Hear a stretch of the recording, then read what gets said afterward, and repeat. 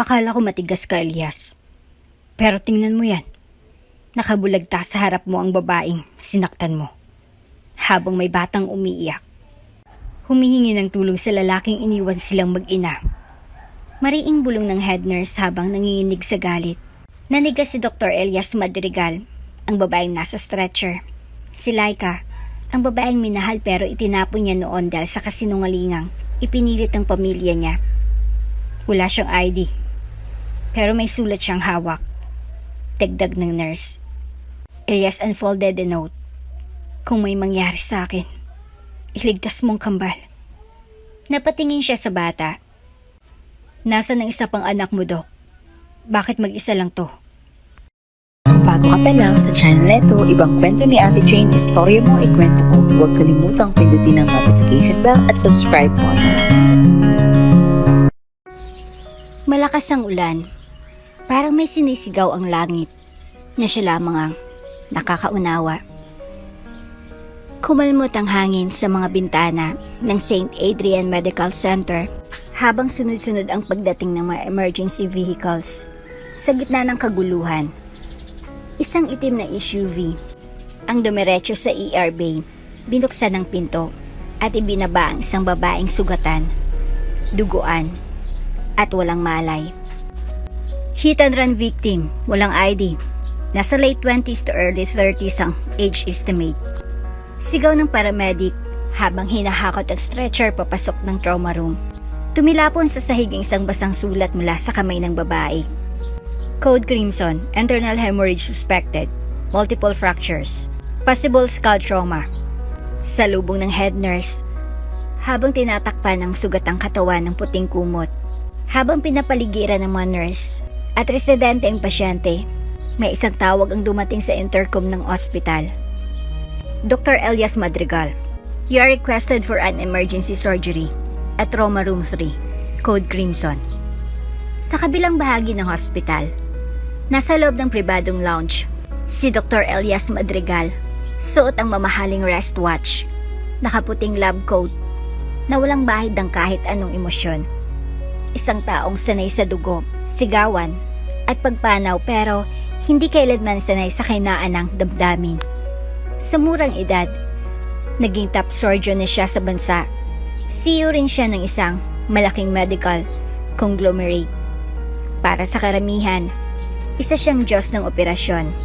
Pero para sa ilan, isang malamig na lilalang na hindi marunong magmahal. Pagkarinig ng anunsyo, tumayo si Elias. Binuksan ang tablet para tingnan ang patient file. Pero walang nakarehistrong pangalan. Unknown female, severe trauma, critical. Another night, another broken body. Bulong niya. Malamig pa rin ang tono bago tinungo ang operating room. Pagpasok niya sa trauma room number 3, tumigil ang lahat ng gumagalaw, pati ang orasan. Parang bumagal nang tumambad sa kanyang pasyente, nanigas ang kanyang katawan. Laika? Halos pabulong niyang sabi. Dok? Tanong ng residente habang pinapasok siya. Hindi siya sumagot, lumapit siya. Inangat ang puting kumot. Ang basag na mukha, ang dugo ang buhok, ang pilik na tang kilalang kilala niya. Iyon ang babaeng iniwan niya isang dekada nang nakalilipas. Si Laika, ang babaeng pinakasalan niya noon, ang babaeng minahal niya at pinaniwalaan niyang nagtaksil. Ang babaeng minura at itinaboy nang walang paliwanag. Ang babaeng dinali niya sa altar at iniwan sa ulan. Doc, kayo po bang lead surgeon? Tanong muli ng resident, pero hindi pa rin makasagot si Elias. Lumapit ang head nurse. Doc, may nakuha kaming sulat na nahulog sa kamay niya. Sabay abot ng basang papel. Nanginginig ang kamay ni Elias habang binubuksan ang papel. Kung may mangyari sa akin, iligtas mo ang kambal. Kambal? Hindi na siya nakapagsalita. Inagaw ng adrenaline ang kanyang kalamnan. Agad siyang nagsuot ng sterile gloves at face mask. Ibang klasang tibok ng puso niya ngayon.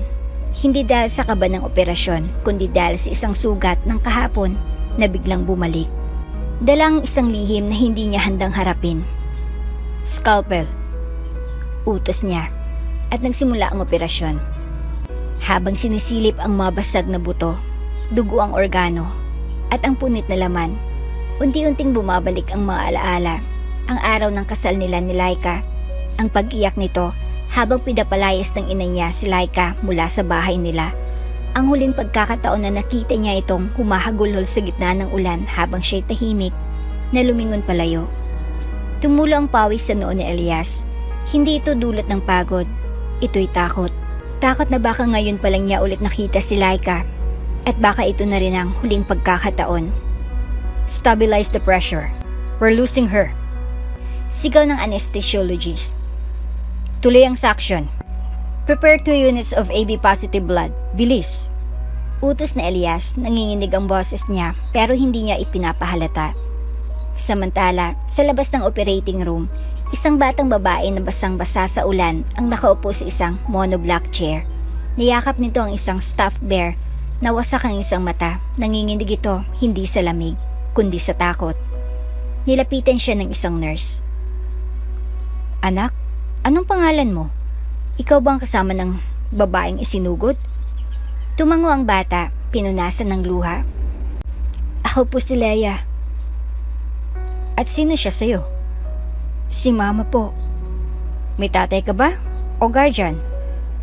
Umiling ang bata. Wala po. Pero may kakambal po ako. Nagkatinginan ng mga nurse. Nasaan ang kakambal mo? Nagpigil ng iyak si Leia. Nawala po siya. Noon, nagkasakit. Hindi na umabot sa ospital. Sa loob ng OR, natigilan si Elias. Hindi niya naririnig ang mga salita pero parang may connection siyang nararamdaman.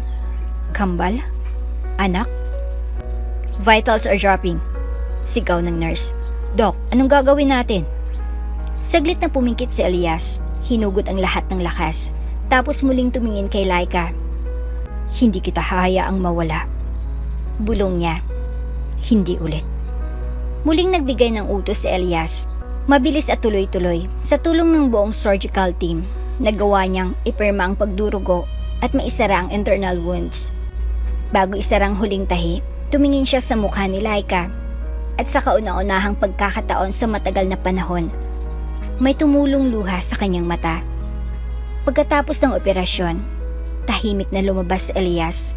Doon niya nakita ang batang babae. Nakatayo sa gilid. Hawak pa rin ang sariling stuffed toy. Tumingin ito sa kanya. Doc, si mama po.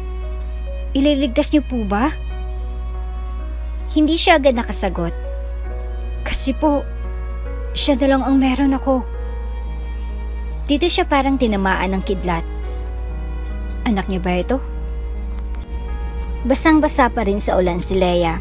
Nanginginig habang nakaupo sa labas ng operating room. Ang stuffed toy na kanina pa niya yakap-yakap, ngayon ay halos mapunit na sa higpit ng hawak niya. Namumugto ang mga mata ng bata, halatang hindi pa rin natutuyo ang mga luha mula kanina pa. Dahan-dahang lumapit si Dr. Elias Madrigal, tinanggal ang gloves at face mask at huminga ng malalim. Hindi pa rin siya makapaniwala sa kinatatayuan niya. Isang bata, biglang tumambad sa buhay niya sa isang gabi ng trahedya, kasabay ng muling pagbagsak ng mundo niya. Anak, Iha, anong pangalan mo? May hinang tanong ni Elias. Baka sangka ba sa tinig? Tumingala si Leia, bahagyang nag-aalangan pero halatang umaasa. Leia po. Tumigil ang mundo ni Elias. Leia? Parang sinuntok ang kanyang dibdib. Isang pangalang minsan nilang pinag-usapan ni Laika noon. Kung magiging babae raw ang anak nila, gusto nitong pangalang Leia. Dahil sa ibig sabihin nito, bearer of good news. Kumusta ka, Leia? Anong nangyari sa inyo ng mama mo? Tanong niya ulit. Pilit na itinatago ang panginginig ng kanyang boses. Napayo ko si Leia. Kumatok po sa pinto. Tapos biglang may tumalsik na ilaw. Tumakbo po si mama.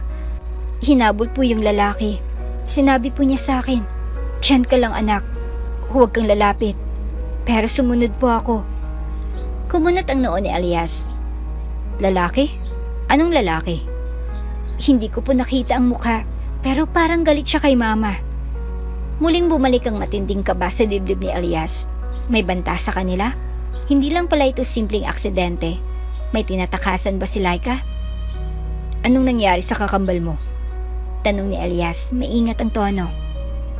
Dito tumulo ulit ang luha ni Leia. Wala na po si Luna. Luna? Tumango si Leia. Kambal ko po. Masakit po ang tiyan niya noon. May lagnat siya. Humingi po kami ng tulong pero wala pong sumasagot. Naghintay po kami ng ambulansya pero ang tagal po.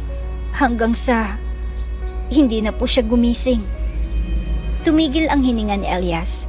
Hindi lang siya may anak. Dalawa sana sila. Kambal.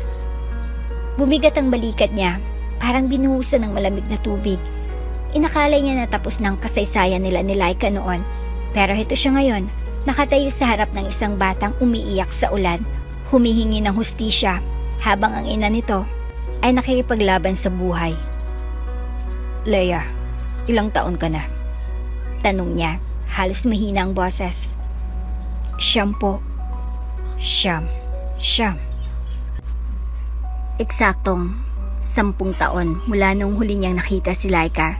Iyon ang gabing pinalayas niya ito. Dahil sa kasinungalingang ipinasok ng sariling ina niya sa kanyang utak. Iyon ang gabing pinili niyang maniwala sa intriga kaysa sa pag-ibig. At ngayon narito sa harap niya ang bunga ng gabing iyon. Buhay, humihinga, nasasaktan. Lumapit ang head nurse at maingat na lumuhod sa tabi ni Leia. Anak, may kamag-anak ka ba? Lolo, lola, tita. Umiling si Leia. Wala po. Kami lang ni Mama. Palipat-lipat po kami ng tirahan. Pag hindi na po kaya ng upa, lilipat na naman. Pero masaya po kami, basta magkasama po kami. Napapikit si Elias. Kung noong 10 taon pa lang ang nakalilipas ay naniwala siya sa asawa niya, sana hindi ganito ang kahinatnan. Doc, may hinang sabi ng nurse kay Elias. Pwede po ba naming ilipat sa pedia observation si Leia? Tumingin si Elias kay Leia. Pero bago pa siya makasagot, biglang tumayo ang bata at lumapit sa kanya. Hinawakan siya sa laylayan ng kanyang coat. Doc, ikaw po bang doktor ni Mama? Tumango si Elias. Oo. Ililigtas niyo po siya, di ba? Ginawa kong lahat, Leia. Ligtas na siya ngayon, pero kailangan pa niyang magpagaling. Napatitig si Leia sa kanya. Matagal. Parang may sinusukat. Kilala ka po ni Mama? Natigilan si Elias. Oo, matagal na kaming magkakilala. Tumingin sa kanyang mga mata si Leia, sabay sabing, parang kamukha ko po kayo. Parang may bombang sumabog sa pagitan nila. Ang hinala na kanina'y sinasakal si Elias, ngayon parang lantad na sa liwanag. Wala na siyang matatakasan. Anong apelyado mo, Leia? Tanong niya, nanginginig. Hindi ko po alam. Basta po sabi ni Mama, importante raw na itago namin ang apelyado namin. Bumigat ang pakiramdam ni Elias. Alam ni Laika. Alam nitong delikado. At ngayon, parang ang lahat ng kasalanan niya noon ay bumabalik na para singilin siya. Pagka-uwi niya ng gabing iyon, hindi siya agad nakatulog. Paulit-ulit sa isip niya ang bawat sinabi ni Leia. May kakambal po ako. Pero nawala siya. Kami lang po ni Mama. 10 taon ang nakalipas. Tahimik ang hapon sa Madrigal Estate. Pero sa puso ni Laika, may kulog na bumubuo. Hawak niya ang isang maliit na kahon. Ang pregnancy test kit na nagpabago sa lahat. 2 malinaw na linya, positibo. May anak siya. May anak sila ni Elias. Habang hinihintay niya sa sala ang kanyang asawa, paulit-ulit niyang iniisip kung paano sasabihin ito. Natatakot siya, pero may kasamang pag-asa. Baka sa anak nila, mas maging matibay sila. Pagpasok ni Elias sa pinto, nakangiti siya. Kahit nanginginig ang mga kamay. Elias, may sasabihin ako sa'yo.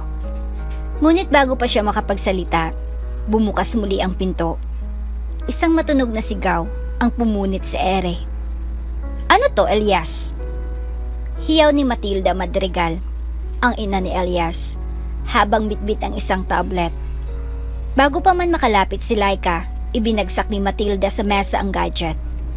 Nakadisplay sa screen ang larawang kuha mula sa isang event. Si Laika, kasamang isang lalaking tila pamilyar, magkaakbay, tila masaya. Shit bang asawa mong loyal, Elias? Habang nagtatrabaho ka sa ospital, may kalandian pala siyang iba. Nanlaki ang mata ni Elias. Laika, ano to? Napahigpit ang hawak ni Laika sa pregnancy kit na nasa bulsa niya. Hindi mo naiintindihan. Kuya ni Mariel yan, kaibigan namin sa probinsya. Niyakap lang ako niya sa picture dahil. Pero hindi siya pinatapos. Wala akong pakialam sa paliwanag mo. Sigaw ni Matilda. Hindi ka karapat-dapat sa anak ko. Tapos ngayon, may anak ka pang iba? Naguluhan si Elias. Anak? Kaninong anak? Napatigil si Laika. Dapat doon niya isisingit ang balita. Doon niya sasabihing buntis siya, na ang dinadala niya ay anak ni Elias. Pero sa ingay, sa paninira, at sa malamig na titig ni Elias, hindi siya makasingit. Humakbang palayo si Elias. Wala akong ibang hiningi kundi katapatan, Laika. Pero anong ibinalik mo? Elias, buntis ako. Bulong niya, halos hindi marinig sa pagitan ng mga sigawan. Ano? Tanong ni Elias, nakakunot ang noo. Wala. Napakagat-labing sagot ni Laika. Tinupi niya sa palad ang pregnancy kit. Hindi niya maririnig ito mula sa akin. Hindi ngayon. Hindi ganito. Kinabukasan, sa ilalim ng malakas na ulan, nakaload si Laika sa gilid ng kalsada, bitbit ang isang bag na may konting damit. Wala na siyang matatakbuhan. Wala siyang perang pambili ng pamasahe. Walang bumubukas na pinto. Wala nang Elias na susundo. At wala nang Elias na nakinig. Sa San Raimundo, isang tahimik na baryo. Doon siya nagpatuloy ng buhay, mag-isa. Lumipas ang mga buwan. Lumaki ang tiyan niya. Walang prenatal check-up. Walang tulong medikal. Tanging si Aling Gunding lang, isang retiradong hilot, ang tumulong sa kanya. 2 tong iha. Sabi ni Aling Gunding habang hinahaplos ang tiyan ni Laika. Kambal. Napaiyak si Laika. 2 buhay ang kailangan kong protektahan at walang makakatulong kundi ako lang. Sa paglipas ng 10 taon, sina Leia at Luna ay lumaki sa isang munting barong-barong. Hindi man marangya, puno ng pagmamahal. Ang magkapatid ay inseparable. Kung nasan si Luna, nandoon si Leia, palaging magkahawak ng kamay. Isang araw, nagkasakit si Luna, mataas ang lagnat, nanginginig ang katawan, malamig ang balat. Masakit ulo ko. Daing ng bata, walang signal ang cellphone, wala ring pera si Laika. Naglakad siya palabas ng barangay upang humingi ng tulong, ngunit umuulan. Maputik ang daan, 1 oras bago dumating ang ambulansya. Pagbalik niya, si Leia ay nakaluhod sa tabi ng kapatid. Tahimik, walang iyak, parang walang alam sa nangyari. Hindi ko siya nabantayan. Ako kasi ang mas malakas. Ako dapat ang nawala. Hindi anak, hindi. Ilang araw pagkatapos ng libing ni Luna, tahimik si Laika, tahimik si Leia. Ang tanging natiray, ang kahon ng mga sulat ni Laika. Sulat na hindi niya kailanman na ipadala kay Elias. Lahat ng liham ay para sa araw na baka matagpuan siya, para sa araw na baka kailangan niyang humingi ng tulong. Isa sa mga sulat ay nakatakip ng nakasulat, kung may mangyari sa akin, iligtas mo ang kambal. Ngayon, nakahiga si Laika sa ospital, walang malay. Sa subconscious niya, paulit-ulit ang sigaw ng anak. Mama, si Luna, si Leia, tulungan mo kami.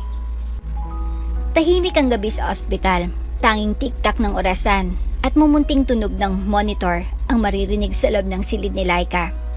Sa isang sulok, nakaupo si Leia, tahimik, yakap-yakap ang luma at gusot na stuffed toy ni Luna. Hindi siya umiiyak. Hindi rin siya natutulog. Pero sa likod ng kanyang mga mata, may unos na ayaw humupa. Ang init ng katawan ng kanyang ina. Ang malamig na kamay ng kambal. Ang katahimikang hindi niya maintindihan. Lahat ay paulit-ulit na bumabalik. Ma? Mahina niyang bulong habang tinititigan ng ina. Ma, gising ka na po please. Lumapit ang nurse. Anak, gusto mo bang matulog muna sa lounge? Baka gusto mong kumain. Umiling si Leia. Dito lang po ako. Okay, pero kung kailangan mo ng kahit ano, tawagin mo lang ako ha? Tumango ang nurse bago lumabas ng kwarto. Pagkaalis ng nurse, muling bumuntong hininga si Leia. Kinuha niyang kwaderno mula sa bag. Binuksan ito sa isang pahinang may drawing. Isang batang babae na may mahaba ang buhok. Katabi ang isa pang batang babae na may hawak na teddy bear. Luna and Leia, forever. Ang nakasulat sa itaas. Di ba sabi mo, hindi mo ako iiwan? Mahina niyang usal habang tinititigan ang drawing. Pero ikaw ang nawala. Ako kasi ang mas malakas. Ako dapat yung nawala. Flashback. Isang araw bago mangyari ang trahedya. Magkaakbay sina Leia at Luna habang papasok ng bahay. Umuulan pero pareho silang masaya. May dalang bulaklak si Luna, binulot sa gilid ng daan. Para kay Mama. Nakangiting sabi ni Luna. Bakit parang ikaw lang ang may laging pakulo? Biro ni Leia, pero halatang aliw na aliw sa kakambal. Mahal natin si Mama, di ba? Oo naman. Pagsapit ng gabi, nilagnat si Luna. Umiiyak siya, nanginginig, paulit-ulit na sinasabi. Ate, ayoko pang mawala. Anong sinasabi mo, Luna? Hindi ka mawawala. Magaling ka nga sa spelling contest, di ba? Pero hindi siya sumagot. Sa halip, niyakap niya si Leia, mahigpit. Pangako, Leia, kahit anong mangyari, pantayan mo si Mama. Huwag mo siyang paiiyakin. Present day. Pinunasan ni Leia ang lumalabas ng luha gamit ang manggas ng kanyang jacket. Tiningin niya ang puting unan sa ilalim ng ulo ng ina.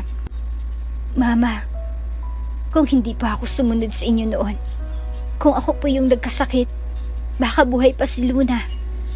Humigpit ang hawak niya sa stuffed toy. Ako dapat ang nawala, kasi ako yung mas malakas. Ako yung mas matapang. Naglakad siya palapit sa kama ni Laika. Maingat na umakyat sa tabi at dahan-dahang ipinatong ang ulo sa dibdib ng ina. Tahimik, nakikiramdam. Wala na po kaming bahay. Wala na si Luna. Kayo na lang po ang meron ako. Sa labas ng kwarto, nakatanaw si Elias mula sa salamin. Hindi niya kayang pumasok. Ang bawat hakbang papalapit sa anak ay parang hakbang na pabalik sa lahat ng nakaraan niya. Sa gabing pinili niyang talikuran si Laika sa mga taon na hindi niya hinanap, sa buhay na dapat ay kasama siya, pero piniling itapon. Nakita niyang ipinatong ni Leia ang stuffed toy sa dibdib ng ina. Iyon ang parehong laruan na kanina pa niyang napapansin. Ang laruan na minsang ipinangako niyang ibibili ng dose-dose ng klase kung sakaling magkaanak sila ni Laika noon. Pero ngayon, isa na lang ang natira, parehong laruan, parehong anak. Pero iisa na lang ang buhay. Maya-maya, lumabas ang doktor at lumapit kay Elias. Dr. Madrigal, stable na po si Miss Laika, pero coma pa rin. Hindi natin masabi kung kailan siya magigising. Tumango lang si Elias. May posibilidad ba na hindi na? Lagi pong may posibilidad, pero may mga pagkakataon din na pag-ibig ang bumubuhay sa mga walang malay. Tumitig si Elias sa loob ng kwarto. Kung ganun, sana maramdaman niya kung gaano siya kamahal ng anak niya. At sa unang pagkakataon, pumasok siya sa kwarto. Napatayo si Leia. Agad na napaatras nang makita ng pumasok. Nagsalubong ang kanilang mga mata. Doktor? Leia. Mahinang bati ni Elias. Pwede ba akong umupo saglit? Tahimik si Leia pero hindi siya tumanggi. Umupo si Elias sa gilid ng kama. Tinitigan niya si Laika habang nasa isang tabi si Leia. Alam mo, minsan, may mga taong akala nila malakas sila kasi hindi sila umiiyak. Mahinang sabi ni Elias. Pero minsan, ang totoong matapang, yung mga batang gaya mo, yung natatakot pero nananatiling nakatayo. Hindi po ako matapang, sagot ni Leia. Kasi hindi ko po nasagip si Luna. Napatigil si Elias. Hindi mo kasalanan, Leia. Hindi mo pa ako kilala, sagot ni Leia. Ikaw si Leia at ako si Elias. Hindi lang doktor ng mama mo kundi... Humugot siya ng malalim na buntong hininga at hindi natuloy ang kanyang sasabihin dahil hindi pa ito ang tamang panahon. Sa pribadong laboratorio ng Madrigal Medical Holdings, may isang silid na hindi basta-basta napapasok ng kahit sinong empleyado. Confidential, restricted access. Doon ngayon nakaupo si Dr. Elias Madrigal. Nakayoko, hawak ang isang envelope na tila mas mabigat pa kaysa sa lahat ng pasyenteng isinugod niya sa operating room. Bago niya ito buksan, pumikit siya para bang sinasakal ng hininga niya ang sarili niyang dibdib. Flashback. Ang tanong ni Leia. Parang kamukha ko po kayo. Sumunod ang sinabi ng nurse. Anak po siya ng pasyente, walang ama, palipat-lipat ng tirahan. At ngayon, ang papel sa kanyang mga kamay ang magsasabi ng pinal na hatol. Dahan-dahang pinunit ni Elias ang selyo ng sobre, tumambad ang dokumento, at sa gitna ng mga technical na salita at genetic markers, isa lang ang tumatak sa mata niya.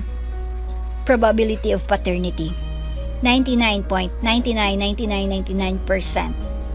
Conclusion: Dr. Elias Madrigal is the biological father of the minor subject, Leia. Napaupo siya sa silya, hawak ang papel na parang apoy. Anak ko siya. Mahina niyang sambit.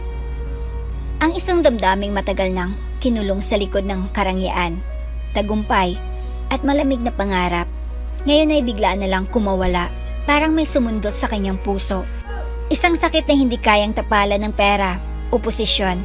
Hindi ito appendicitis, hindi ito tumor, ito ay isang sugat sa damdamin. Malalim at matagal na ngayon pa lang niya nadarama. Bigla siyang natawa, mapait. Akala ko patay na yung bahagi kong marunong magbahal. Bulong niya. Pero bakit ngayon? Parang gusto kong umiyak. Pagbalik niya sa ospital, dinatan niyang nakatulog si Leia sa tabi ng kama ni Laika. Magkahawak ang kamay ng mag-ina. Si Leia ay may bahagyang ngiti sa labi.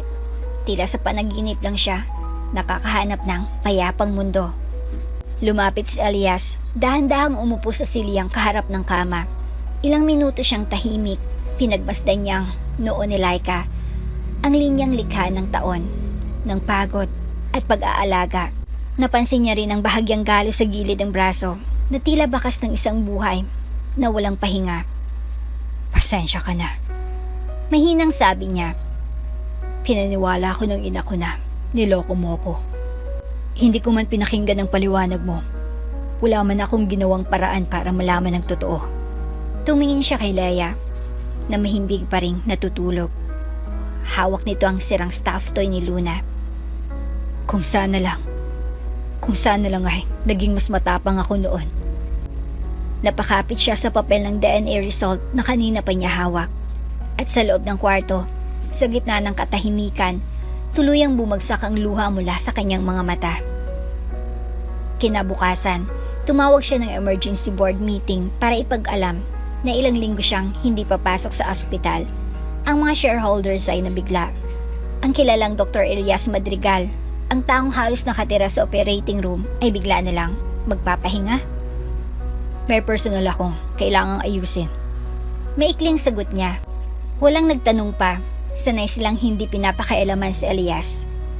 Bumalik siya sa ospital dalang isang bagay, isang maliit na kahon na may laman ng bracelet na may pangalan na Leia at isang maliit na singsing na pambata. Regalo sana niya iyon sa anak nilang hindi niya alam na isinilang. Hindi man ito makabawi sa 10 taon na nawala. Pero sana maging simbolo ito ng bagong simula. Nang magising si Leia, nakaupo na sa tabi ng kaama si Elias. Tahimik. Hindi nagmamadali. May luhang naiwang bakas sa kanyang pisngi. Pero ngumingiti siya ngayon. Leia. May hintang tawag niya. Inihanda ko to para sa anak ko noon, pero hindi ko na ibigay. Ngayon, gusto ko sanang ibigay sa'yo. Sabay abot ng maliit na kahon. Bumukas ang kahon, tumambad ang bracelet na may nakaukit na pangalang Leia at isang pink na singsing na may hugis bituin. Napatitig si Leia. Para sa akin po to? Tumango si Elias. Para sa'yo, dahil ikaw si Leia at ako ang... Hindi pa siya tapos magsalita nang tumalon si Leia sa kanyang yakap. Hindi siya nagsalita. Si Elias man ay hindi na muling nagbitiw ng kahit anong salita. Pero sa yakap na iyon, ramdam ng isa't isa ang matagal ng pagkauhaw sa koneksyon ng ama sa anak, ng anak sa ama. Maya-maya, dumating ang nurse. Doc, may sinat po si Miss Laika. Baka stress-related, pero stable pa rin ang vitals. Tumayo si Elias, lumapit kay Laika, hinawakan niyang kamay nito. Kung gising ka lang ngayon, sana malaman mong mahal kita. Hindi man ako niniwala noon, pero ngayon, buo ng paniniwala ko sa'yo, sa anak natin, sa pamilya natin. At sa unang pagkakataon, sa gitna ng katahimikan, gumalaw ang daliri ni Laika. Bahagyang umangat ang kilay ni Elias. Laika? Pero wala pa ring gising. Isang pahiwatig lang. Isang senyales. Pero sapat na iyon. Sapat na para maniwala siyang hindi pa huli ang lahat. Sa isang linggong lumipas, halos hindi na umuwi si Elias sa mansyon niyang puno ng mamahaling bagay pero walang kaluluwa. Ang mas pinili niyang tahanan ngayon ay ang silid 309 ng hospital. Kung saan nakahiga si Laika at kung saan natutulog sa sofa ang batang minsang inakalang hindi niya makikilala. Isang gabi, habang tahimik ang buong floor at tanging tunog ng monitor ang maririnig, umupo si Elias sa tabi ni Leia na nakayuko sa isang coloring book pero walang sinulatan. Laging dala ni Leia ang stuffed toy ni Luna. Lagi rin siyang may dalang maliliit na papel na may sulat kamay na dasal. Hindi ka pa matutulog? Tanong ni Elias, may hinahon ng tono. Umilig si Leia. Baka po kasi magising si Mama. Gusto ko po ako yung unang makita niya. Pangiti si Elias. Mabait kang bata. Tahimik. Ilang saglit ang katahimikan bago nagsalita muli si Leia. Doc, Tito Elias. Tumingin siya sa mga mata ng lalaki. Pwede ko po ba kayong yakapin? Parang may bumara sa lalamunan ni Elias. Noon lang siya tinanong ng ganoon. Noon lang siya makarinig ng ganong inosenteng hiling. Isang simpleng yakap mula sa batang siya mismo ang dahilan kung bakit lumaking kulang. Hindi siya sumagot. Sa halip, dahan-dahan niyang inilapit ang sarili at ibinuka ang kanyang mga braso. Walang alinlangan. Si Leia ay lumapit at sumiksik sa kanyang dibdib. Mainit, maliit, nangangailangan. At doon, sa unang pagkakataon sa loob ng 10 taon, inakap ni Elias ang anak niya. Tahimik, walang paliwanag, walang ingranding pahayag. Pero sa katahimikan, dama ang lahat, ang paghingi ng tawad, ang hindi masambit na, mahal kita, ang pagtanggap. Ang init ang dibdib niyo. Bulong ni Leia, bahagyang nanginginig. Sige lang, Leia. Andito lang ako. Sagot ni Elias, pilit tinatago ang pag-iyak, pero hindi na rin niya kinaya. 1, 2, hanggang sa bumulwak ang luhang, hindi niya na kayang pigilan. Ang kamay niya ay nakahawak sa likod ni Leia, parang ayaw niya nang bitawan, tila bang natatakot siya, na kung bibitew siya ngayon, baka mawala ulit. Si Mama po, sana gumaling na po siya. Bulong ni Leia habang nakasiksik sa kanyang dibdib. Kasi po, pag siya nawala, wala na po akong pamilya. Tumigil ang mundo ni Elias. Wala na po akong pamilya. Ang salitang iyon ay parang kutsilyong humiwa sa laman ng puso niya. Oo nga pala, naisip niya. Ako lang ang natira. Ako na lang ang meron siya. Hindi niya napigilang ihapit ang mas mahigpit pang yakap. Hindi ka na mawawala ng pamilya, anak. Mahina niyang sabi, "Kahit anong mangyari, ako ang bahala sa'yo. Hindi kita iiwan." Kinabukasan, habang natutulog si Leia sa sofa, dumating ang isang matandang lalaki, si Don Fausto, ang butihing chairman ng hospital at matagal ng mentor ni Elias. "Elias, narinig ko ang balita." Mahina niyang sabi habang nilalapitan si Elias sa labas ng kwarto. "Na-hospital si Laika, ang babaeng iniwan mo noon, at siyang batang yan, anak mo pala." Tumango si Elias, tila wala ng lakas para magtago. "Nagsisinungaling ako noon sa sarili ko, Don Fausto. Akala ko okay na ako. Pero ngayon, parang ako yung pasyente na hindi alam kung paano gagaling. Alam mo kung anong gamot sa puso, Elias?" Tanong ni Don Fausto. "Ano po?" "Pagyakap sa sugat mo, hindi pagtakas." Tumingin si Elias sa loob ng silid. Si Leia, mahimbing pa rin natutulog. Nakatalukbong ng maliit na kumot, habang si Laika ay nasa coma, hindi pa rin gumigising. Pagkaraan ng ilang minuto, pumasok ulit si Elias. Naupo sa tabi ni Laika, hinawakan ng kamay nito, at tinawag sa unang pagkakataon, hindi bilang doktor, kundi bilang isang taong nagsisisi. "Laika, kung naririnig mo ko, gusto kong malaman mo na hindi na ako yung lalaking iniwan ka. Hindi ko alam ang totoo noon. Natakot lang ako. Nagpadala sa galit, sa kasinungalingan." Hinawakan niyang palad nito at ipunesto ang isa niyang kamay sa dibdib ng babae. "Nararamdaman mo ba to? Hindi ko man masabi noon, pero minahal kita. At ngayon, kung papayag ang tadhana, gusto kong bumawi. Gusto kong ayusin lahat." Lumipas ang mga oras. Hating gabi na. Ngunit hindi pa rin natutulog si Elias. Binabantayan si Leia. Binabantayan si Laika. At sa mga sandaling iyon, habang tahimik ang mundo, alam niyang ito ng panibagong simula ng buhay niya. Hindi bilang doktor, hindi bilang CEO, kundi bilang ama. At kung bibigyan siya ng ikalawang pagkakataon, handa siyang baguhin ang lahat.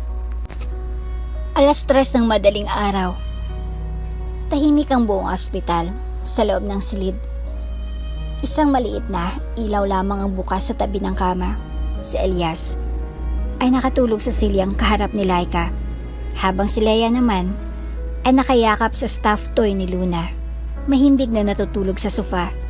Walang sinuman ang handa sa susunod na mangyayari. Biglang gumalaw ang madaliri ni Laika. Sumunod ang mata, dahan-dahang bumukas. Naglakad-lakad ang paningin sa paligid. "Saan ako?" May hinang bulong ng babae. Halos pabulong lamang, pero sapat para magising si Elias. Napabalikwas siya ng tayo. "Laika?" Dumilat si Laika ng tuluyan. Ang putla ng kanyang mukha, pero malinaw na gising na siya. Buhay, gising. "Laika." Lumapit si Elias. Nanginginig ang kamay habang hawak ang palad nito. "Ako to, si Elias." Ngunit kumunot ang noo ni Laika. Parang may pagkailang.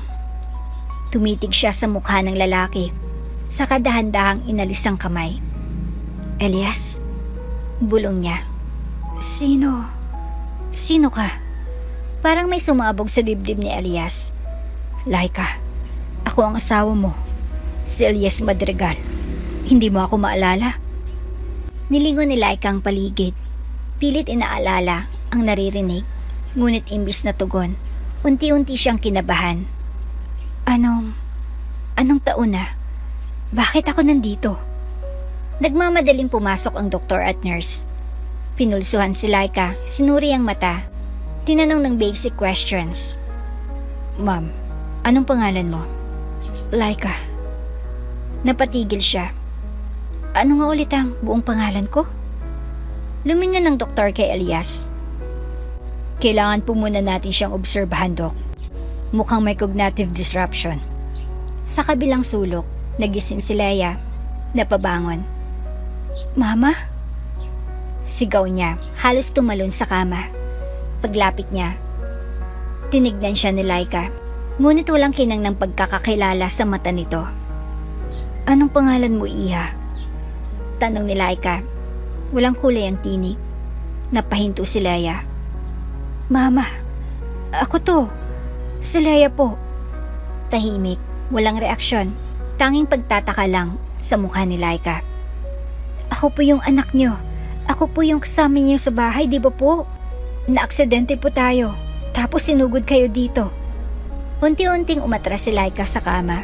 Parang napapaligiran ng mga estranghero. Hindi ko kayo kilala. Mahinang bulong niya bago tumulo ang unang luha. Mama. Humagulhol si Leia. Lumabas ang doktor at kinausap si Elias sa hallway. Doc, base sa initial naming pagsusuri, mukhang meron siyang selective retrograde amnesia. Madalas itong dulot ng matinding emotional na trauma. Selective? Tanong ni Elias. Ibig sabihin, yung ibang bahagi lang ng alaala niyang nawala? Oo, hindi niya maalala ang mga taong malapit sa kanya, lalo na kung may malalim na emosyon o traumang kaugnay. Ako at ang anak namin. Bulong ni Elias. Tumango ang doktor. Pwede pa pong bumalik ang alaala pero walang kasiguruhan. Maaring unti-unti, maaring biglaan at maaring hindi na. Sa loob ng kwarto, nakaupo si Laika. Tulalang nakatitig sa salamin. Binibigyan siya ng gatas ng nurse pero hindi niya ito iniinom. Para siyang nawala ng direksyon. Parang siya ay kaluluwang nawawala sa sariling katawan. May bata kanina, umiiyak. Sabi niya, anak ko raw siya. Mahina niyang sabi, pero wala akong anak, wala akong asawa, wala akong maalala. Baka sa boses niyang takot. Ang pangambang baka hindi niya na makilalang sarili. Sa lounge, si Leia ay tahimik na umiiyak habang yakap ni Elias. Bakit po ganun? Tanong ni Leia. Bakit po hindi ako kilala ni Mama? Hindi agad nakasagot si Elias. Hinaplos niya ang buhok ng bata. Hindi natin kasalanan, anak. Pero gagawin natin ang lahat para maalala ka niya. Paano kung hindi niya na ako matandaan? Hinigpitan ni Leia ang yakap. Ako na lang po meron siya. At sa linyang iyon, muling naalala ni Elias ang mga salitang bumulong si Leia noong isang gabi. Kasi po, pag siya nawala, wala na ba akong pamilya? Ngayon, narito ng ina, gising, buhay. Ngunit ang alaala ng kanilang pagmamahalan, ang connection sa anak, ang buong pagkatao ng kanilang pamilya, wala na. Gabi na, muling bumalik si Elias sa silid ni Laika. Wala si Leia, pinatulog muna ng nurse sa pedia ward pansamantala. Si Laika ay gising pero walang imik, tila manhid sa lahat. May hawak siyang sulat, isa sa mga luma niyang isinulat noon na nailigtas mula sa kanyang bag. Sinulat ko raw to. Bulong niya, pero hindi ko maalala kung bakit. Lumapit si Elias. Iyan ang sinulat mo noon. Sinabi mong kung may mangyari sa'yo, iligtas ko ang kambal. Tumitig si Laika sa kanya. Kambal? Tumango si Elias. May dalawa kang anak, si Leia at si Luna. Nasaan siya? Hindi sumagot si Elias. Dahan-dahang tumulo ang luha ni Laika. Hindi dahil naalala niya, kundi dahil may lungkot na hindi niya maipaliwanag. Bakit parang ang sakit sa dibdib ko? Tanong niya. Parang may nawawala. Tumango si Elias, pilit na hindi umiyak. Kasi may bahagi ka na nawawala, Laika. At kahit hindi mo kami maalala, hindi kami aalis. Madaling araw. Walang buwan sa langit. Sa ospital, katahimikan ang bumalot sa buong pasilyo. Sa loob ng silid, 309. Mahimbing ang tulog ni Laika, pero ang kanyang mukha ay hindi payapa. Ang kanyang noo ay pawisan, at ang kanyang mga mata, bagamat nakapikit, ay kumikibot na parang may kinakatakutang tanawin. Bigla, sa gitna ng katahimikan, isang impit na boses ang lumabas sa kanyang labi. Luna. Napabangon si Elias mula sa kanyang pagkakaupo sa silya. Nakayuko siya kanina. Tulug-tulugan. Hawak ang kamay ni Laika.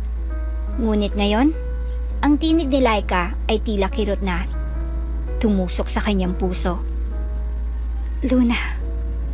Ulit ni Laika, mas mahigpit na ang paghinga. Parang hinahabol ang isang bagay na hindi niya makita. Laika. May hinang tawag ni Elias. Lumapit siya at dahan-dahang hinaplos ang noo ng asawa. Panaginip lang yan. Ngunit hindi tumigil sa Laika. Mula sa pagkakahiga, bigla siyang pumaling, tila nagwawala. Nanginginig ang buong katawan niya. Nasaan ka na, anak? Luna, huwag mo akong iwan. Anak! Napatingin sa monitor ang nurse na nakabantay sa kamera. Kaagad siyang tumakbo papasok. Doc Elias, na-trigger po siya. Agitated REM sleep. Kailangan natin siyang pakalmahin. Ngunit pinigilan ni Elias ang nurse. Sandali lang, hayaan mo muna siyang lumaban. Sa loob ng panaginip, si Laika nasa isang madilim na kalsada, basa ang kanyang damit. Malakas ang ulan. Sa dulo ng daan, may maliit na batang babae, nakatalikod, nakasuot ng puting bestida. Luna? Sigaw ni Laika. Tumakbo siya, mabilis. Kinakabog ang dibdib, ngunit parang hindi siya umuusad. Parang mas lumalayo ang bata habang nilalapitan niya. Luna! Napalingon ng bata. Mapuputla ang labi. Malalim ang mga mata. Bakit mo ko iniwan, Mama? Hindi kita iniwan. Sinubukan kong iligtas ka. Pero hindi mo ako nasagip. Sagot ng bata. At ngayon, hindi mo na rin maalala si Leia. Napahinto si Laika, lumuluhang nakaluhod sa gitna ng ulan. Patawad. Sa aktual na mundo, tuluyan ang nagising si Laika. Nanginginig, pawis na pawis. Nanginginig ang luha. Pagmulat ng mata niya, unang bumungad ang mukha ni Elias. Elias? Napatayo siya. Naalala mo na? Pero umiling si Laika. Hindi ko alam kung sino ako. Pero may naririnig akong boses sa panaginip. Sigaw ng bata. Paulit-ulit niyang sinasabi ang pangalang Luna. Kinabukasan, tahimik lang si Laika habang nakaupo sa wheelchair at pinapainom ng gatas ng nurse. Wala siyang gana, wala rin siyang kibo, pero sa mata niya, may lungkot na hindi kayang itago. Si Leia, na nasa labas lang ng silid, tinititigan ng ina sa salamin. Parang gustong lumapit pero natatakot. Nilapitan siya ni Elias. Gusto mo bang samahan si mama mo ngayon? Umiling si Leia. Hindi niya po ako kilala. Pero hindi ibig sabihin nun, titigil ka ng maging anak. Tahimik si Leia, pero ilang segundo pa'y binitawan ng stuffed toy at tumango. Gusto ko po siyang makilala ulit, kahit konti lang. Pagpasok nila sa kwarto, si Laika ay nakatanaw lang sa bintana. Laika, may hinang tawag ni Elias. May bisita ka. Paglingon niya, nakita niya si Leia, nakasuot ng dilaw na bestida. Ang paborito niya noong maliit pa sila ni Luna. Magandang araw po. Bati ni Leia, halos hindi marinig. Hello. May hina ring sagot ni Laika. Tahimik, mabigat ang hangin sa pagitan nila. Para silang estrangherong pinagtagpo ng kapalaran. May kwento po ako, kung okay lang. Alok ni Leia. Tumango si Laika. Naglabas si Leia ng maliit na papel, isang guhit ng dalawang batang magkahawak ng kamay. Sila po si Luna at si Leia. Kambal po sila. Si Luna, tahimik at mahinhin. Ako po, malikot at matanong, pero magkasama po kami palagi hanggang isang araw. Siya po ay nagkasakit. Hindi kumibo si Laika pero titig na titig sa guhit. Si Luna po, hindi na gumising. Tumulang luha sa pisngi ni Leia. At simula nun, ako na lang po ang natira. Napatingin si Laika sa bata. May kung anong pamilyar sa mukha nito. Sa mata, sa paraan ng pagngiti kahit naluluha. At sa kanyang puso, parang may humaplos. Yung bata sa panaginip ko. Sinisigaw ang Luna. Bulong ni Laika. Tumango si Elias. Kasi kahit hindi mo maalala, naroon pa rin sila sa puso mo. Kinagabihan, muling natulog si Laika, tahimik ang gabi. Ngunit sa panaginip, bumalik muli ang bata, nakatayo sa gitna ng ilaw. Hindi na madilim ang paligid, ngumiti ito. Anak, tawag ni Laika. Luna? Tumango ang bata. Patawad anak. Huwag kang mag-alala, mama. Sagot ng tinig ni Luna. Kasama mo si Leia, siya ang kailangan mo ngayon. Muling napabalikwas si Laika sa kama, nangingilid ang luha, nanginginig ang kamay. Tumayo siya kahit mihina, pinilit lumapit sa pinto, binuksan ito. Sa labas ng pintuan, natutulog si Leia sa waiting chair. Dumuhod si Laika, hinaplos ang buhok ng bata. Leia. Tumilat si Leia. Mama? Ngumiti si Laika, bagamat bakas pa rin ang kalituhan sa mata. Hindi ko man maalala, pero pakiramdam ko, ikaw ang tahanan ko. At sa unang pagkakataon mula nang magising si Laika, nagyakapan silang mag-ina. Nang gabing iyon, matapos ang panaginip, kung saan muling nagpakita si Luna, hindi na nakatulog si Laika.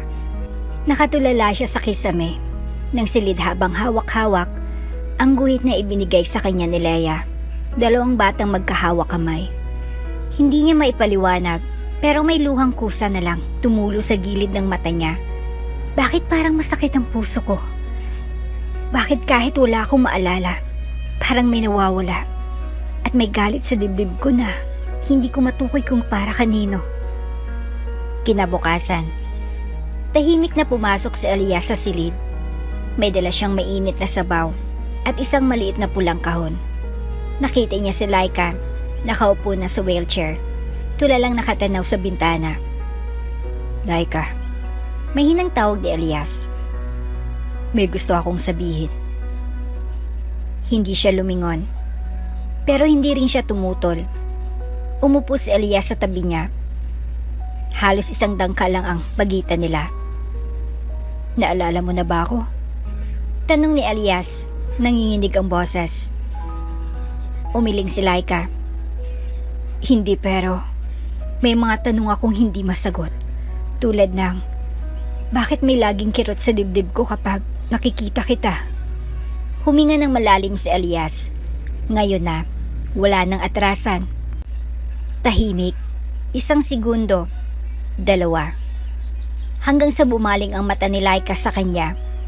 Gulat na gulat. Hindi makapaniwala. Asawa? Tumango si Elias. Nagpakasal tayo 10 taon nang nakalipas. Mahal na mahal kita. Pero, iniwan kita. Dahil naniwala ako sa kasinungalingan ng iba. Hindi kita pinakinggan. Napatitig si Laika sa kanya. Bakas ang pagkalito. Ngunit unti-unti, may nangibabaw na damdamin. Sakit. Kung asawa kita, at mahal mo ko, bakit mo ako iniwan? Nanginginig ang tinig niya, kahit wala siyang buong alaala. Ang tanong ay parang nanggaling hindi sa isip, kundi sa kaluluwang sugatan. Napayuko ko si Elias. Dahil naging duwag ako. Pinaniwala ko ng ina ko na may ibang lalaki ka. Ipinakita nila sa akin ng isang litrato. Wala akong ebidensya, pero pinili kong paniwalaan iyon kaysa manindigan para sa'yo. Hindi kita maalala. Bulong ni Laika. Pero alam ko, ramdam ko, na iniwan ako ng taong dapat ko maasahan. Lumapit si Elias. Nangingilid ang luha. Alam kong hindi sapat ang sorry, pero gusto kong simulan muli. Hindi para sa akin, kundi para sa'yo, para kay Leia. Nanlaki ang mata ni Laika. Si Leia. Si Leia ang anak natin. Isa siya sa kambal na ipinanganak mo. Halos mawala ng hininga si Laika. Kambal? Tumango si Elias. May kapatid siyang si Luna, pero siyang batang lagi kong napapanaginipan. Bulong ni Laika. Palagi siyang tumatawag, umiiyak, at sinasabi sa akin, huwag ko siyang kalimutan. Napatayo siya, kahit nanghihina. Luna, Siya ang nawawala. Tumayo si Elias. Inalalayan siya. Wala na siya, Laika. Hindi siya umabot sa ospital. Ngunit si Leia, siya ang dahilan kung bakit ka lumaban. Siya ang nagbabantay sa iyo gabi-gabi. Tahimik na tumulo ang luha ni Laika. Patawad. Bulong niya, hindi kay Elias kundi para sa sarili. Patawad ko. Hindi kita nakilala agad, anak. Sa labas ng silid, si Leia ay tahimik na nanonood sa kanila sa siwang ng pinto. Narinig niya ang pangalan ng kapatid. Narinig niyang alam na ng ina niya ang totoo. Pero sa halip na lumapit, umurong siya ng dahan-dahan. Hindi pa siya handa. Dahil ang sakit ng makita ang sariling ina na hindi siya maalala ay muling gumuguhit sa puso niya. Kahit pa alam niyang unti-unting bumabalik ang lahat. Muling lumapit si Elias kay Laika. Handa akong palayain ka kung yun ang kailangan para gumaling ka. Pero kung may konting puwang sa puso mo, kung may parte pa ng alaala mo na kayang bumalik, gusto kong malaman mo na mahal kita at hinding-hindi kita iiwan. Napapikit si Laika, tumulo ang luha. May sugat sa puso ko, malalim. Hindi ko alam kung galing sa'yo o galing sa akin. Pero nandito siya at ayaw niya akong patulugin. Parang may boses sa loob ko na sumisigaw na, bakit? Bibigyan ko ng sagot ang bakit na yan. Sagot ni Elias. Hindi sa salita, kundi sa mga araw na susunod. Nagkatinginan sila. Hindi ito iyakan ng kapatawaran. Hindi ito pagtatapos ng away. Ngunit ito ay simula ng pagtangkap sa sugat at ng paninindigang hindi na muling bibitaw. Sa paglabas ni Elias ng silid, dinatnan niya si Leia na nakaupo sa hallway, yakap ang stuffed toy ni Luna. Anak. May hinang tawag niya. Tumingin si Leia. Naalala na po ba niya ako? Umiling si Elias. Hindi pa, pero nararamdaman ka na niya at yun ang simula. Tahimik si Leia pero sa kanyang mga mata, may bahid ng pag-asa. Nang araw na iyon, magaan ang hangin sa ospital. Sa unang pagkakataon, si Laika ay pumayag na ilipat sa rehab ward para sa light recovery. Bagamat mahina pa, unti-unti na siyang naglalakad. Inaakay ng therapist habang si Elias at Leia ay nakasunod. Ma, dahan-dahan lang po. Ani Leia, hawak ang gilid ng wheelchair. Ngumiti si Laika, hindi pa buong alaala, pero ang mukha ng bata ay unti-unti nang nagiging tahanan sa puso niya. Ang bait ng anak natin. Sabi niya kay Elias. Tumangong lalaki, tulad ng nanay niya. Ngumiti pa bago nila maramdaman ang init ng sandaling iyon. Isang malamig na tinig ang bumasag sa kanilang katahimikan. Napakalungkot namang makita ang isang madrigal na nakikisiksik sa isang hindi ka-level mo. Napalingon si Elias. Sa dulo ng hallway, nakasuot ng perlas, mamahaling blazer at nakataas ang kilay. Si Matilda Madrigal, ang kanyang ina, nakatingin ng may pang-uyam kay Laika. Mom. Napabulong si Elias, agad siyang humarang sa pagitan ni Laika at ng ina niya. Anong ginagawa mo rito? Binisita ang anak kong sana'y hindi nagtatapon ng pangalan natin sa putikan. Sagot ni Matilda. Tumayo si Laika kahit nanginginig. Hindi siya umatras. Hindi kita kilala, pero parang kilala ko ang tinig mong yan. Hindi mo kailangan akong kilalanin, Iha. Mariing sabi ni Matilda. Pero tandaan mo to. Hindi ka para kay Elias. Hindi kita kinilala doon at hinding-hindi rin ngayon. Isa kang probinsyanong umangkin ng buhay na hindi para sa'yo. Sa mismong salitang iyon, probinsyana, hindi para sa'yo. Parang may sumabog sa utak ni Laika. Flash. Basang-basa siya. Buntis. Nakalohod sa harap ng gate ng Madrigal Estate. Umuulan. Nagmamakaawa siya. Mama Tilda, pakiusap. Pakinggan niyo po ako. Walang ibang lalaki sa buhay ko kundi si Elias. Hindi mo siya asawa. Hindi ka aliping umaasang magiging reyna. Umalis ka bago kita ipatapon. Isang hampas ng bag sa katawan niya. Isang buhos ng ulan. Isang pagsasara ng gate. At pagkatapos, isang impit na sigaw ng bata sa sinapupunan niya. Ah! Ang sakit! Balik sa kasalukuyan. Parang binuhusan ng yelo si Laika. Niyakap niya ang ulo. Namilipit. Laika! Sigaw ni Elias. Agad siyang sinalo. Anong nararamdaman mo? Bumabalik, Elias. Naaalala ko. Nanginginig ang tinig ni Laika. Tumingin siya kay Matilda. Halos manginig sa galit. Ikaw ang nagtaboy sa akin noon. Sigaw niya. Namutla si Matilda, pero hindi umatras. Dahil hindi ka karapat-dapat sa anak ko. Buntis ako noon. Walang-wala. At ikaw mismong nagsabi sa akin na hindi ako para sa pamilya ninyo. Ikaw ang dahilan kung bakit nawalang kalahati ng buhay ko. Tumulang luha ni Laika. Pero ngayon ay hindi na dahil sa takot, kundi dahil sa galit at sa pagkamulat.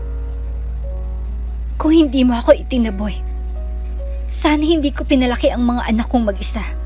Sana hindi ko inilibing ang isa kong anak na wala man lang tulong. Laika, sabi ni Elias, yakap siya sa balikat. Tama na, ako nang bahala. Ngunit si Laika ay humarap ng buong tapang. Hindi ako magpapatahimik. Hindi ngayon. Tumingin siya kay Leia. Anak, ito ang babaeng nagtulak sa atin sa dilim. Pero hindi mo kailangang matakot sa kanya. Dahil ngayon, alam ko ng totoo at handa akong lumaban. Umusad si Matilda. Akin ang anak kong si Elias. Lumaki siya sa karangyaan. Inilayo ko siya sa kahirapan para sa magandang kinabukasan. Pero pinalitan mo ng yaman ng puso niya. Putol ni Elias. Malalim ang tinig. Ginawa mo akong bato. Ginawa mo akong manhid. Pero itong babaeng ito, si Laika, ang bumuo sa akin muli. Nanigas si Matilda. Hindi mo ako dapat pinipili laban sa kanya, anak. Hindi ito tungkol sa pagpili. Sagot ni Elias. Ito ang tamang gawin. Dahil ngayon, hindi ko na ikinakahiya ang pamilya ko. At kung yan ang dahilan kung bakit masisira ang pangalan ng Madrigal, mabuti pa, palitan na natin ng apelyido ng may puso. Naglalakad na si Laika palayo. Hinawakan niyang kamay ni Leia. Uwi na tayo, anak. Tumingin si Leia. Saan tayo uuwi? Napatingin si Laika sa kanya. Hindi pa sigurado, pero alam niyang hindi na siya alipin ng kahapon. Sa lugar kung saan walang gate na isasara laban sa atin. Sa hallway, si Matilda ay naiwan mag-isa, nanginginig. Ngayon lang siya hindi nasunod. Ngayon lang siya tinalikuran ng sariling anak. At sa unang pagkakataon, sa ilalim ng kanyang mamahaling blazer, nararamdaman niyang siya na lang ang nag-iisang walang tahanan. Tahimik ang simoy ng hangin sa libingan ng San Raimundo. Wala ni isang ibon. Wala ring ibang tao, kundi si Elias. Bitbit ang isang maliit na puting teddy bear na may tagpil sa mata. Ang dating pag-aari ni Leia na ngayon ay hawak niya para ialay sa anak na hindi niya kailanman nayakap. Huminto siya sa harap ng maliit na lapida na may nakaukit. Luna S. Madrigal. Minsang dumaan, ngunit habang buhay na minahal. 2012 to 2021. Tumitig si Elias sa pangalan ng anak. Ang pangalan na minsang narinig niyang sinisigaw ni Laika habang walang malay. Ang pangalang iniiyak ni Leia tuwing gabi. At ngayon, ang pangalang binabasa niya, hindi bilang doktor o bilyonaryo, kundi bilang isang ama. Isang amang hindi dumating noong kailangan siya. Dahan-dahan siyang lumuhod sa harap ng puntod. Marahan niyang inilapag ang teddy bear sa damuhan. Pinisil niya ang mismong kamay ng laruan at sa pagsiksik ng hangin, bumagsak ang unang luha sa kanyang pisngi. "Kamusta ka, Luna?" Mahinang tanong ni Elias. "Hindi mo ako kilala. At sa totoo lang, wala akong karapatang tawagin ang sarili ko bilang tatay mo." Hinaplos niya ang gilid ng puntod. "Pero gusto kong malaman mo na mula sa araw na nalaman kong anak kita, bawat minuto, pasan ko ng bigat ng pagkawala mo." Nagsimulang manginig ang kanyang boses. "Patawad, anak. Patawad kung wala ako noong may lagnat ka. Kung wala ako noong sumisigaw ka sa sakit. Kung wala ako noong kailangan mo lang sana ng yakap ni Papa." Humugot siya ng hininga, pero sa halip na lakas, luha ang lumabas. "Alam mo ba, ang kapatid mong si Leia, napakatapang. Siyang nagdala ng sakit sa likod ng ngiti, pero gabi-gabi, alam kong hinahanap ka pa rin niya." Tiningala ni Elias ang langit. "Nagdasal ako kay God kanina. Sabi ko, kung may ibabalik ko lang ang oras, kahit isang gabi lang, kahit isang minuto lang, babalikan ko yung araw na pinili kong maniwala sa galit kaysa sa pag-ibig. Babalikan ko yung araw na pinalayas ko ang mama mo. Taladala ka sa sinapupunan. Kung alam ko lang nakasama kita sa tiyan niya noon." Napayuko si Elias. Wala na siyang boses. Tanging hikbi. Tanging luha. "Sabi ng iba, diba? Masakit mawala ng minamahal. Pero mas masakit pala yung mawala ng minamahal na hindi mo kailanman minahal ng sapat noong buhay pa siya." Samantala, hindi alam ni Elias na nasa di kalayuan si Laika at Leia. Tahimik na nanonood. Kanina pa sila dumating, pero pinili nilang huwag lumapit. "Naglalakad si Papa," sabi ni Leia, mahina ang boses. Hawak ni Laika ang kamay ng anak. Hindi siya umimik, pero ang mata niya punong-puno ng luha. Nang lumuhod si Elias at inilapag ang stuffed toy, napasubsob si Laika sa balikat ni Leia. Sa unang pagkakataon, nakita niya si Elias hindi bilang doktor, hindi bilang lalaking nang iwan sa kanya, kundi bilang isang ama na wasak na sa pagkawala ng anak.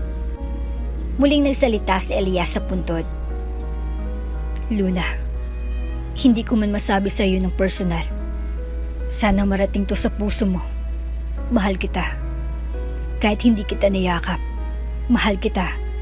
At mula ngayon, sisiguraduhin kong protektado ang kapatid mo mula sa lahat, mula sa mundo, at mula sa sarili ko." Tumayo si Elias, marahan. Parang bitbit pa rin ang buong bigat ng langit. Lumingon siya. Nagulat siya nang makita si Laika at Leia sa ilalim ng puno. Hindi kalayuan. Nagkatinginan sila. Walang salita, wala ring galaw. Ngunit sapat ang titig na iyon, punong-puno ng pagtanggap, sakit, at isang uri ng pag-unawa na lumagpas sa alaala. Paglapit ni Elias, unang nagsalita si Laika. "Hindi mo kailangang humingi ng tawad sa kanya." Umiling si Elias, pero kailangang marinig niya. At kahit hindi man siya sumagot, alam kong naramdaman niya. Tumingin si Laika sa puntod ni Luna. "Palagi kong iniisip kung mabubuhay pa siya kung may isa lang sanang tumulong.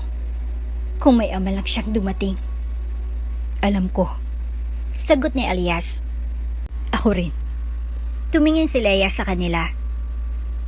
"Gusto ko pong laging dalawin si Luna kasi ayokong makalimutan siya." Yumuko si Laika. "Hindi natin siya kailanman makakalimutan, anak." Nag-abot ng kamay si Elias kay Laika. "Maingat. Mula ngayon, ako nang magdadala ng bulaklak tuwing buwan. Ako nang magpapalit ng kandila. Ako ang babawi." Sandaling tahimik si Laika bago niya marahang inabot ang kamay ni Elias. "Babawi tayong lahat." At sa puntod ni Luna, sa gitna ng hangin ng tanghali, 3 taong minsang winasak ng nakaraan, ngayon ay muling pinagbuklod ng pagkilala, pag-amin, at ng isang pangakong Kahit hindi na bumalik ang isang anak, hindi na muli mawawalang isa pa. Magkahawak ang kamay ni na Elias, Laika, habang nakaupo sa harap ng burol ni Luna. Ngunit sa katahimikan sa pagitan nila, hindi dahil sa kapayapaan, kundi dahil sa dami ng hindi pa nasasabi. Nandoon si Leia sa di kalayuan, pinaglalaroan ng isang papel na bulaklak na siya mismong gumawa, para raw sa kakambal niyang nasa langit. Habang pinagmamasdan ni Elias si Laika, unti-unti niyang binuksan ang bibig. Alam ko na, hindi sapat ang ginawa ko ngayon para burahin lahat ng sakit. Hindi ko kayang ibalik ang mga panahong nawala, pero handa akong gawin ang lahat. Lahat, Laika, para mabuo ang pamilya natin muli. Kahit pa hindi mo ako kayang mahalin ngayon, kahit pa hindi mo ako ganap na mapatawad. Hindi agad sumagot si Laika. Tinitigan niya ang mukha ng lalaking minsang iniwan siya sa gitna ng ulan. Habang daladala niya ang dalawang buhay sa sinapupunan niya, ang lalaking iniiyakan niya gabi-gabi habang nagpapalipas ng gutom at natutulog sa sahig habang nakapatong ang kamay sa tiyan. Huminga siya ng malalim. Elias, mahina niyang sabi, ang iniwan mo noon ay hindi lang ako. Iniwan mo rin ang puso ko. Napapikit si Elias sa sakit ng katagang iyon. Wala nang mas tapat pa sa sinabi ni Laika. Ramdam niyang bawat salitang binigkas nito. Tila bawat isa ay tinaga sa kanyang laman. Bumalik ka ngayon. Dalang pagsisisi. Dalang pangakong magbabago. Pero yung parte ng puso kong dating para lang sa'yo, durog na siya. At kahit pa anong buo mong intensyon ngayon, hindi ako sigurado kung kaya ko pang ibalik iyon sa dati. Tumulang luha ni Elias. Hindi siya umiyak para sa sarili. Umiyak siya para sa pagkakamaling hindi niya na kayang itama. At sa panahong hindi niya na kayang balikan. Pero, dugtong ni Laika, sabay haplos sa kamay niya. Ngayon, araw-araw ko nang nakikita ang mukha ng anak natin. Nakikita ko kung gaano mo siya pinapahalagahan. Kung paano mo siya niyayakap. Kung paano mo siya pinagluluto. Tinatawanan sa simpleng joke. At sa tuwing ginagawa mo yan, napapaisip ako. Tumingin siya sa kanya. Siguro, kahit yung pusong durog, kaya pa rin bumuo ng bago. Napahawak si Elias sa bibig niya, parang gusto niyang lumuhod. Humalik sa kamay ni Laika at humingi ng kapatawaran sa bawat araw na nagkulang siya. Pero hindi niya ginawa. Hindi niya kailangan ng drama. Kailangan niya ng katapatan. Hindi kita pipilitin na mahalin ako ulit, sabi niya. Pero kung papayag kayong dalawa ni Leia, gusto kong subukang maging ama. At sana balang araw, asawa mong muli. Tahimik. Umihip ang hangin. Sa likod nila, lumapit si Leia. Tila naramdaman ng kabigatan ng usapan. Mama, mahina niyang sabi. Pwede po bang sama-sama tayong kumain mamaya? Ngumiti si Laika sa anak. Oo naman anak. At bago pa sila tumayo, hinarap niya muli si Elias. Hindi madaling magpatawad, lalo na kung hindi mo kayang kalimutan. Pero sa tuwing niisip ko si Luna, sa tuwing naririnig ko ang tawa ni Leia, sinasabi ng puso ko, subukan mo ulit Laika, hindi para sa nakaraan, kundi para sa pamilya mong naririto ngayon. Gabi, sa isang maliit na bahay pansamantala na, narentahan ni Elias malapit sa ospital, kumpletong 3 sa pagkainan. Si Leia, masayang nilalagay ang paborito niyang ketchup sa fried chicken. Si Laika, tahimik lang na nakatingin, pero ang ngiti niya ay totoo. Hindi pilit, hindi alang-alang sa bata. Papa, okay lang po ba na tawagin kitang Papa? Tanong bigla ni Leia. Napatingin si Elias, parang nabigla sa tanong. Oo naman anak. Kung kailan ka handa. Ngumiti si Leia. Ngayon na po. Tumawa si Laika. Wala nang paentro yung bata ha. At sa simpleng tawag na, Papa, parang may humilom sa sugat ni Elias. Hindi man lubos, pero sapat na upang maramdaman niyang may pagbabagong nagsisimula. Pagkatapos kumain, lumabas silang tatlo sa maliit na porch. Pinapanood ang mga bituin. Ang sarap pala sa ganito. Ani Elias. Tahimik. Walang board meetings. Walang press. Walang gate na nakasara. Dagdag ni Laika sabay titig sa kanya. Sa titig na iyon, hindi niya na kailangang sabihin pa. Hindi pa ito lubos na kapatawaran. Pero ito ay paanyaya. Paanyaya para sa ikalawang pagkakataon. Hindi para muling mabuo ang kanilang relasyon, kundi para itaguyod ang bagong pamilya na tinatawag nilang tayo. Ang mga salitang binigkas ni Elias, nababawi ako, ay hindi lang panata, kundi babala rin. Dahil sa likod ng katahimikang iyon, may galaw na pala ang kasamaan. 3 linggo pagkatapos ng emosyonal na pagbabalikan ng pamilya, isang abogadong suot ang itim na suit ang dumating sa maliit na bahay ni na Elias, dalang isang dokumentong nagpayanig sa katahimikan nila. Petition for custody modification. Petitioner, Matilda E. Madrigal. Respondent, Laika S. Madrigal. Minor child, Leia S. Madrigal. Nabitawan ni Laika ang hawak na tasa ng kape. Tumilamsik ang mainit na likido sa sahig. Nanginginig siyang napaupo. Ina mo? Tanong niya kay Elias. Hindi makapaniwala. Kinayom ni Elias ang dokumento. Hindi ko ito pinapahintulutan. Wala akong kailanman dito.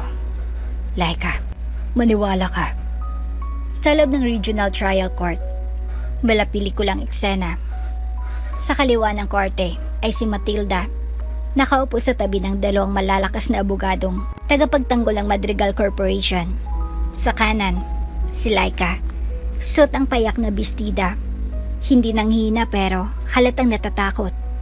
Sa gitna, si Elias, nagpresenta bilang neutral party. Kahit pa ang puso niya ay durog na durog sa pagiging walang panig. Your Honor, panimula ng abogado ni Matilda, we present evidence that Miss Laika is mentally and emotionally unstable. Her past trauma, prolonged hospitalization, and documented amnesia prove she is unfit to raise a child alone. Objected, Your Honor. Sigaw ng abogadong ipinagtatanggol si Laika. Character assassination ito. Wala silang present medical proof of ongoing instability. Overruled. Banggit ng huwes. Continue. Lumapit sa stand si Matilda, may hawak ng mga larawan, mga kuha noong nakaratay si Laika sa ospital, umiiyak sa panaginip, tumatakbo sa hallway habang sumisigaw ng luna. Tingnan niyo po ito, Your Honor. Sabi ni Matilda, nakataas ang kilay. Ito bang ina na gusto niyong mag-alaga ng bata? Sira ang ulo, nalilito. Hindi makakilala. Ang apo ko, delikado sa poder ng babaeng yan. Humihit si Laika sa kinaupuan niya. Napapikit, nangingilid ang luha, ngunit hindi siya sumigaw. Hindi siya bumaba ng dignidad, sa halip. Tumayo siya. Your Honor, totoo pong ako'y nagkasakit, na walang alaala ko. Pero kahit walang pangalan, walang lugar sa isip ko, hinding-hindi nawala sa puso kong anak ko. Lahat ng ina, tumaraan sa kahinaan. Pero hindi kami siraulo. Tao kami, may puso, at mas gugustuhin kong mamatay kaysa iwan ulit ang anak ko. Sa kalagitnaan ng pagdinig, tinawag ng korte si Leia bilang minor witness. Tahimik siyang lumakad sa harap, suot ang kanyang simpleng blouse at maong, dalang teddy bear ni Luna, na tila simbolo ng lahat ng kanyang pinagdaanan. Anak, tanong ng huwes, gusto mo bang sumama kay Grandma Matilda? Tumingin si Leia sa matandang babae. Malamig, nakataas ang kilay, hindi man lang umiti. Tumingin siya kay Laika. Nangingilid ang luha, pilit na matatag.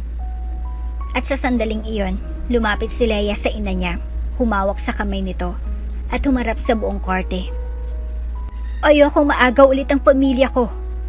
Umalingaw ang tinig ng bata sa buong silid. Pang-4 na beses ko nang naririnig gusto nila akong ilayo kay mama. Una, nung umalis si Papa. Pangalawa, Nung iniwan kami ni Luna. Pangatlo, nung nagising si Mama pero hindi niya ako maalala. At ito, pang-apat na naman. Napaluha ang buong courtroom, pati ang huwes ay natigilan. Nagdasal ako gabi-gabi para sa isang pamilya. Hindi para sa malaking bahay. Hindi para sa maraming laruan. Gusto ko lang po makasamang mama ko. At si Papa. Hindi ako manhid. Alam ko kung sinong totoong nagmamahal sa akin. Sumagot si Elias mula sa kanyang pwesto. Your Honor, bilang ama ng bata, pinapaboran ko ang desisyong manatili si Leia sa ina niya. At kung kailangan, pupunan ko ang kulang para mabuhay silang may dignidad. Pero hindi kailanman karapat ng ina ang dapat ipetisyon para sa kapritso ng yaman. Hindi na nagsalita si Matilda. Napayuko siya. Pinipigil ang galit pero ramdam ang biglaang pagkawala ng suporta mula sa lahat kahit sa sariling anak. Pagkatapos ng pagdinig, sa hallway ng korte, lumapit si Laika kay Elias. Salamat. Sabi niya, salamat sa hindi mo pagiging bulag ngayon. Hindi lang kita pinanindigan. Sagot ni Elias. Pinanindigan ko rin ang sarili ko. Kasi kung hayaan ko pang maagaw si Leia sa'yo, hindi na ako karapat dapat tawaging ama. Lumapit si Leia, humawak sa kamay nilang dalawa. Ma? Pa? Uwi na tayo? Ngumiti si Laika. Sa wakas, isang ngiting may kalayaan. Uuwi na tayo, anak. At sa araw na iyon, sa labas ng korte, tatlong nilalang na minsang pinaghiwalay ng kasinungalingan at takot ng sabay-sabay na naglakad pa uwi. Dalang panibagong panata, hindi na sila muling maghihiwalay. Isang linggo matapos ang matinding tagpo sa korte, isang hindi inaasahang tawag ang natanggap ni Elias mula sa Madrigal Estate. Sir Elias, si Mama Matilda po, inatake, stroke.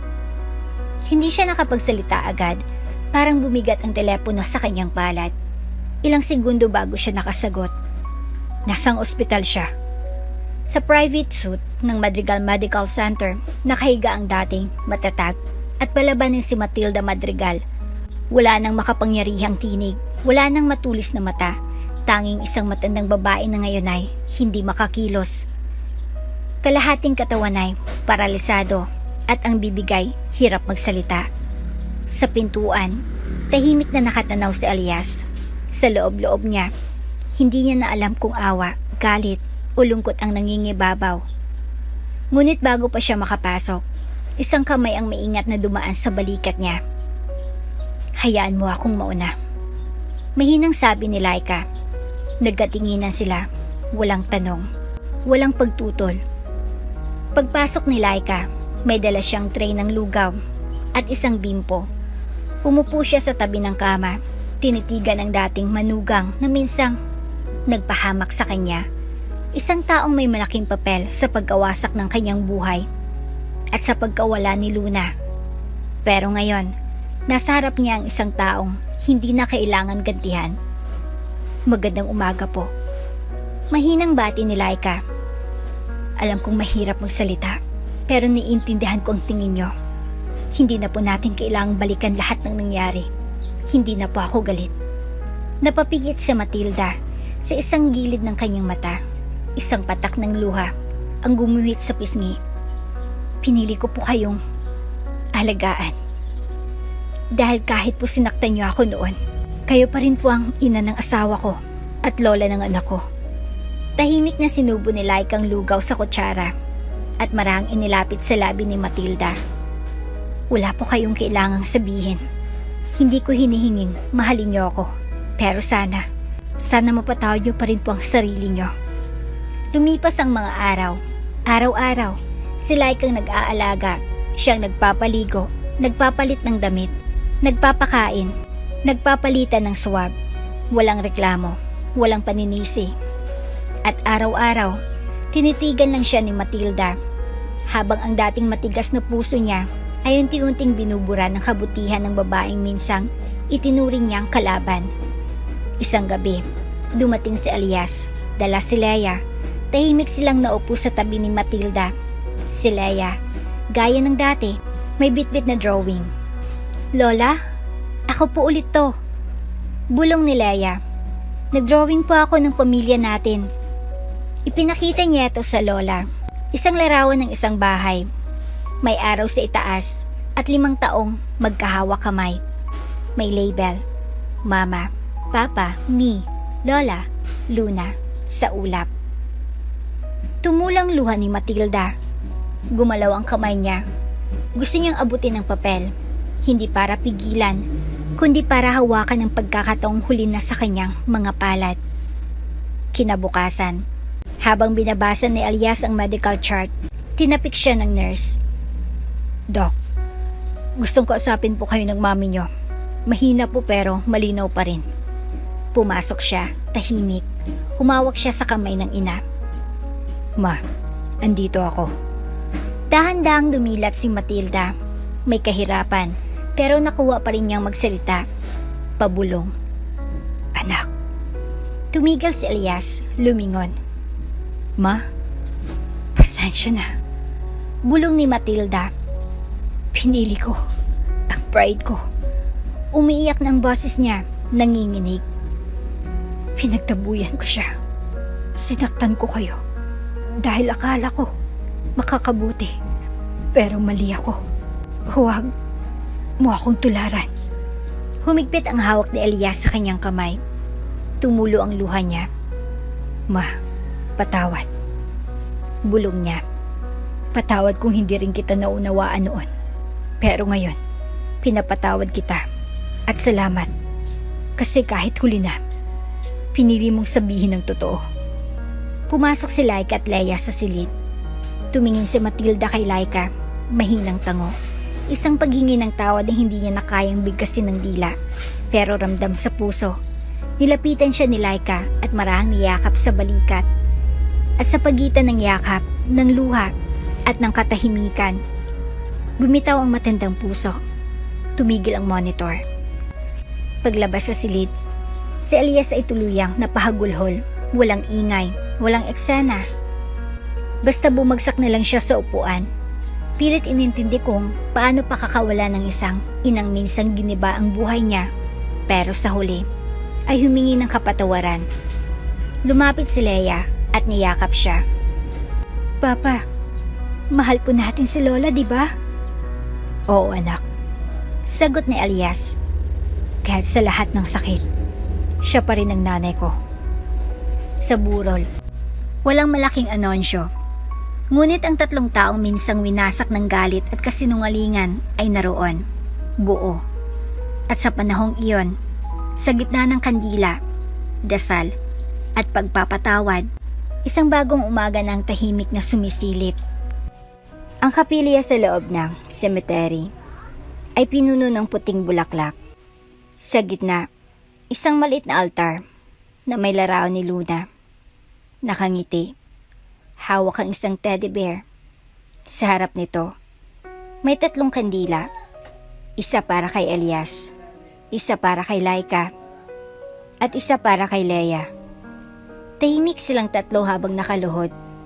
Hindi kailangang magsalita. Ang hangin ay mabagal. Tila pinakikiramdaman ng tibok ng bawat pusong dumadalo. Lumapit si Elias. Sindi ang kandila. Luna. Bulong niya. Patawad kung ngayon lang ako dumating sa buhay mo. Pero hindi na ako mawawala sa buhay ng kapatid mo at ng mama mo. Sa pagkakataong ito, hindi ko na kayo iiwan. Sumunod si Laika. Hindi na siya umiiyak. Pero ang paghaplos niya sa larawan ay puno ng pagmamahal at pangungulila. Ikaw ang unang nagturo sa akin kung paano maging ina. At kahit sandali lang tayong magkasama, habang buhay kang nasa puso ko. At panghuli si Leia, marahan siyang lumapit at inilapag ang drawing na minsan niya nang ipinakita kay Matilda. Luna sa ulap. Habang nakatingin sa kanilang pamilya sa lupa. Hindi mo man ako nasamahan palagi, ate, pero kasama kita palagi. Sa kwento ko, sa panaginip ko, sa puso ko. Pagkatapos ng dasal, sabay-sabay silang naupo sa mahabang upuan sa gilid ng altar. liwanag ng araw ay dumaan sa stained glass window, gumuhit sa sahig ng mga kulay na tila sumasalamin sa bagong simula. Alam mo, ani Elias, nakatingin kay Laika. Kung iisipin mo, ang dami nating pinagdaanan, pero nandito pa rin tayo, buo. Tumango si Laika. Hindi man natin naibalik ang lahat, pero binawi natin ang isa't isa. Niyakap ni Laika si Leia, at si Elias ay lumuhod sa harap nila. Kung papayagan niyo ako, sabi niya, gusto kong bumuo ng pamilya, hindi sa papel, kundi sa araw-araw. Sa pagligo ni Leia sa umaga, sa pagtimpla ko ng kape mo, sa bawat birthday, sa bawat ulap na nakikita natin. Dahil baka nandun si Luna. Nagkatitigan sila, walang pangako, walang tanong. Pero sa pagitan ng kanilang mga mata, may kasunduan, magpatawad, maghilom, at magsimula. Ngunit bago sila tuluyang umalis sa kapilya, isang lalaking lumapit, nakaitim na Amerikana, bitbit ang isang brown envelope. Pasensya na po kung istorbo. Aniya. Ako po si Atty. Ramirez. Ako po ang abogadong inatasan ni Ginang Matilda Madrigal bago siya pumanaw. Nagkatinginan sina Elias at Laika. May iniwang testamento ang inyong ina, Sir Elias. Dagdag ni Atty. Ramirez. At ayon sa kanyang huling habilin, nais siyang basahin ito sa harap ng buong pamilya, dito mismo sa harap ni Luna. Binuksan ng abogado ang sobre, humugot ng papel, at nagsimula. Ako si Matilda M. Madrigal. Sa huling yugto ng aking buhay, ay nais mag-iwan ng hindi kapangyarihan, kundi ng pag-ako ng kasalanan. Napapikit si Elias sa balikat ni Laika. Nabuhay ako sa yaman, pero namatay akong maralita sa loob dahil pinili kong sirain ang anak ko, ang manugang ko at ang mga apo ko. Sa ngalan ng pride, sa puntong ito, wala akong maibabalik kundi ang isang pagsubok ng kabayaran. Nagpa si Atty. Ramirez at saka itinuloy. Inililipat ko ang buong bahagi ng minanang lupa ko sa Tagaytay, pati ng Madrigal Foundation shares sa apong si Leia S. Madrigal. Bilang simbolo ng bagong simula, siya ang tagapagmana ko, hindi para palitan ng nawala, kundi para maipagpatuloy ang pagmamahal na ipinagkait ko. Nagulat si Laika. Kay Leia? Tumango si Elias. Para itong pamamaalam at pagbawi. Matapos ang pagbasa, lumuhod si Elias sa tabi ni Leia at kinarga ito. Anak, alam kong hindi mo kailangan ng pera para sumaya.